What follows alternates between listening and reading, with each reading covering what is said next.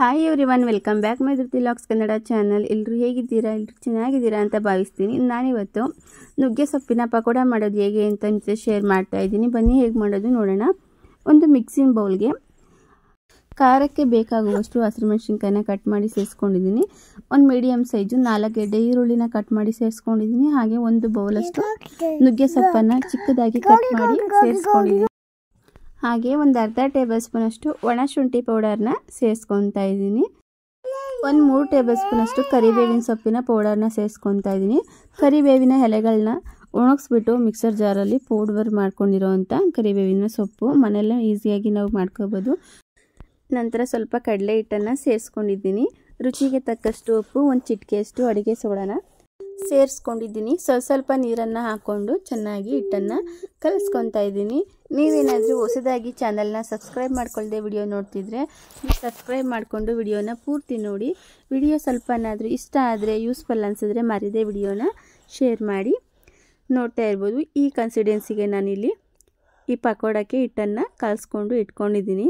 ಇಲ್ಲಿ ಕಲಸೇನು ಬಿಡ್ತಾ ಇಲ್ಲ, ಹಾಗೆ ಡೈರೆಕ್ಟಾಗಿ ಮಾಡ್ಕೋಬೋದು. ಎಣ್ಣೆನ ಬಿಸಿಗೆ ಇಡ್ತಾ ಇದ್ದೀನಿ. ಎಣ್ಣೆ ಕಾದಿದೆಯಾ ಇಲ್ವಾ ಅಂತ ಒಂದ್ಸಲ ಚೆಕ್ ಮಾಡ್ಕೊಳ್ಳಿ. ಮೀಡಿಯಮ್ಮಾಗಿ ಎಣ್ಣೆ ಕಾದಿದ್ರೆ ಸಾಕು, ಜಾಸ್ತಿ ಎಣ್ಣೆ ಕಾದಿರಬಾರ್ದು. ಮೀಡಿಯಮ್ಮಲ್ಲಿ ಇಷ್ಟು ಎಣ್ಣೆ ಕಾದಿದ್ರೆ ಸಾಕು. ನೋಡ್ತಾ ಇರ್ಬೋದು. ಇವಾಗ ನಾನಿಲ್ಲಿ ಪಕೋಡಗಳನ್ನು ಹಾಕ್ಕೊತಾ ಇದ್ದೀನಿ. ನುಗ್ಗೆ ಸೊಪ್ಪಿನ ಪಕೋಡ ಅಂತೂ ತುಂಬಾ ರುಚಿಯಾಗಿ ಚೆನ್ನಾಗಿರುತ್ತೆ.